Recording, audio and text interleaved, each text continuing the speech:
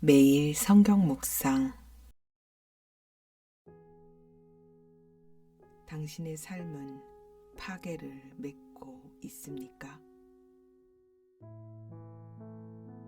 오늘 말씀은 마가복음 11장 12절에서 14절 말씀입니다. 이튿날 그들이 베다니에서 나왔을 때에 예수께서 시장하신지라.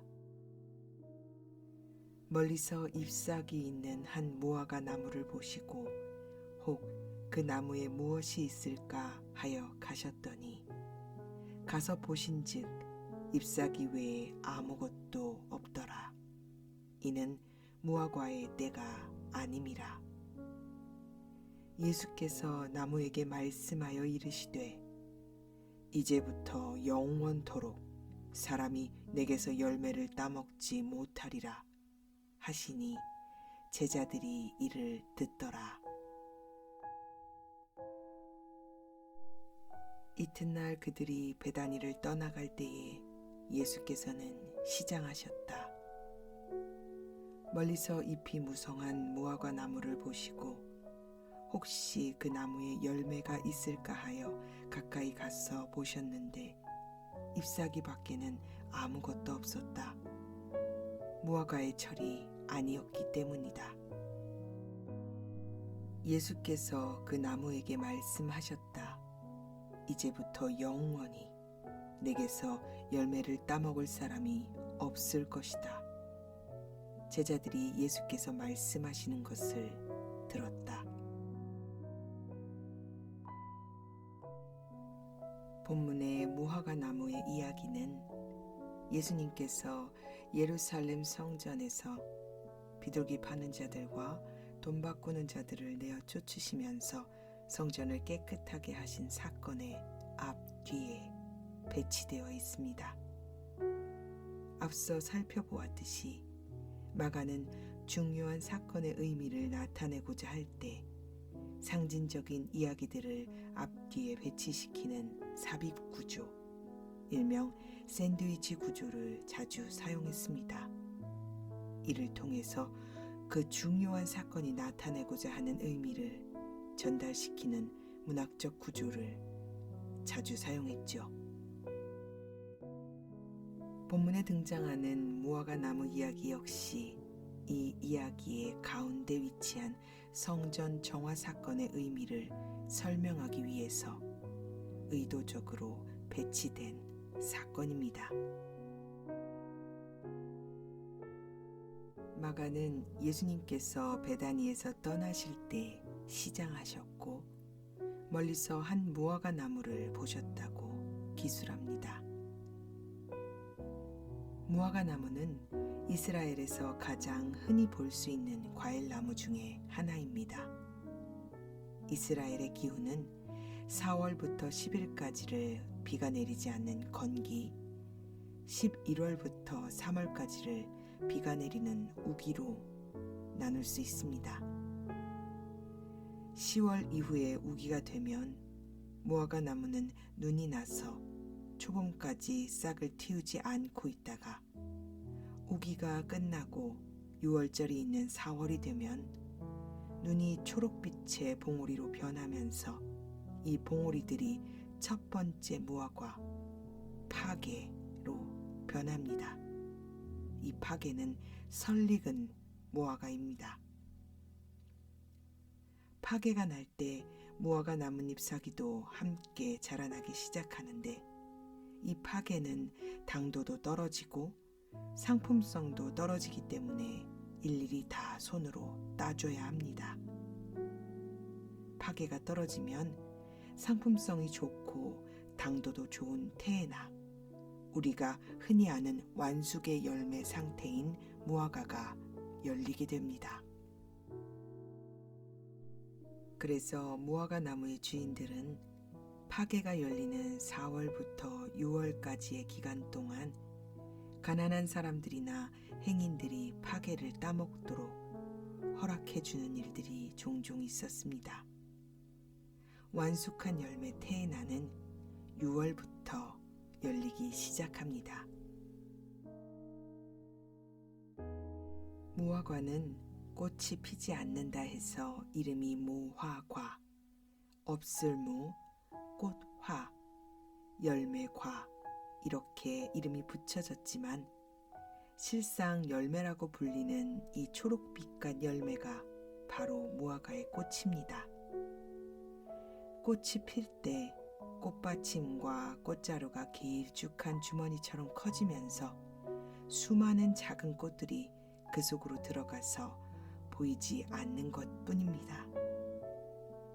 달콤하고 영양소도 풍부한 잘 익은 무화과 열매 테에나를 얻기 위해서는 반드시 파게가 열려야 합니다. 때문에 잎사귀만 무성하고 파게가 열리지 않았다는 것은 그 해에 그 나무에서 열매를 기대할 수 없다는 것을 뜻합니다. 비록 상품 가치도 떨어지고 당도도 떨어지는 열매였지만 파게는 테에나가 열릴 것을 예고해주는 열매였지요. 마가는 예수님께서 무화과 나무에서 열매를 구하신 때가 무화과의 철이 아니라고 기술합니다.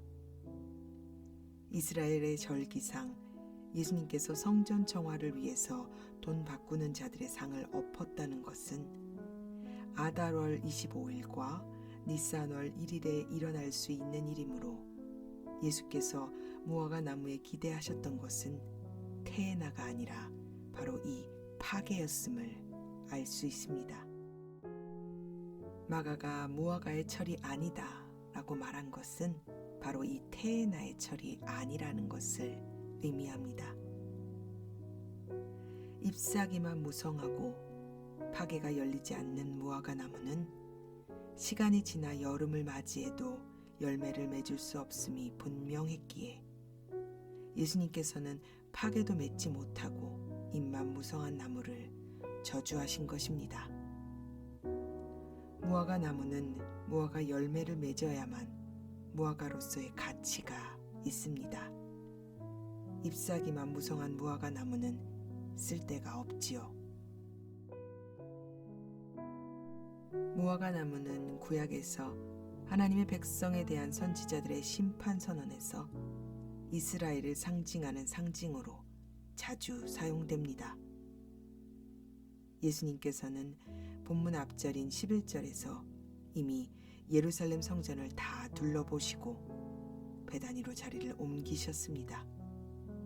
따라서 예수님께서 베다니 동네에서 나오실 때 이 무화과 나무를 보시고 저주하신 것은 무화과 나무가 이스라엘을 상징하는 것을 의미합니다.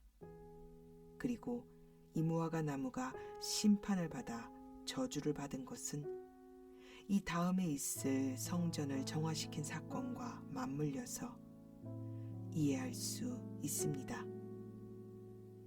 이스라엘의 겉모습, 열매 없는 종교적 행위, 바로 이 모든 것이 예수님에게 심판을 받을 것을 상징적으로 보여주고 있죠. 잎사귀만 무성한 무화과 나무, 무화과 열매를 맺지 못하는 무화과 나무는 무화과로서의 가치가 없습니다. 바리새인들과 율법학자들의 종교적 행위는 그 누구보다도 완벽했습니다. 그들은 성경에 명시된 613가지의 율법을 모두 다 지켰으며 그들의 삶은 율법 그 자체였습니다. 그러나 주님이 보시기에 그들은 잎사귀만 무성하고 파게조차 맺지 못하는 쓸데없는 무화과 나무와도 같았습니다. 하나님을 섬기는 그들의 삶은 가난하고 힘없는 사람들이 배고픔을 해결하고 기댈 수 있는 파게가 되어야만 했습니다. 그런데도 그들은 오히려 자신들의 의와 율법으로 사람들을 누르고 억압했습니다. 그들은 율법을 지키며 하나님을 섬긴다는 명목 아래 성전에서 하나님의 이름을 들먹이면서 일어나는 온갖 악행들의 근원지가 되고 있었습니다. 하나님을 사랑하고 이웃을 사랑하는 율법을 지키는 것은 우리의 삶이 파괴가 되는 것을 의미합니다. 비록 나의 모습이 남들에게는 비루하고 볼품없는 설익은 무화과 파괴와 같은 삶이라 할지라도 약하고 힘없는 사람들에게 생명을 주고 양식이 되는 삶이야말로 진짜 율법을 지키는 삶인 것입니다. 무화과 나무는 무화과 열매를 얻기 위해 심는 나무입니다. 당신은 또 하나의 열매를 바라시며 주께서 택하시고 심으신 무화과 나무입니다. 당신의 삶은 열매를 맺는 나무인가요? 아니면 보기에만 그럴듯한 잎사귀만 무성한 나무입니까? 사랑하는 아버지 하나님, 저의 삶을 돌이켜봅니다. 저는 다른 이들에게 파괴가 되고 있는지요? 아무 열매도 맺지 못하면서 저의 볼품없음을 탓하며 보여지는 것에 집중하느라 잎사귀만 무성하게 키우고 있지는 않은지요? 나의 잎사귀의 무성함으로 다른 이들을 판단하고 정죄하고 있지는 않은지요? 주님, 지금의 나의 모습에 감사하며 최선을 다해 파괴를 맺어야만 주께서 주님의 날에 나를 통해 태의 날을 맺게 하실 것을 기억하게 하여 주시옵소서. 볼품없는 파괴라 할지라도 힘없고 연약한 이들에게 양식이 되는 일에 기꺼이 헌신함으로 주님의 기쁨이 되게 하여 주시옵소서. 눈에 보이는 것에 집중하는 삶이 아니라 나를 통해 또 하나의 열매가 맺어지는 주님의 일에 집중하는 삶이 되게 하여 주시옵소서. 우리 구주 되신 예수님의 이름으로 간절히 기도드립니다. 아멘.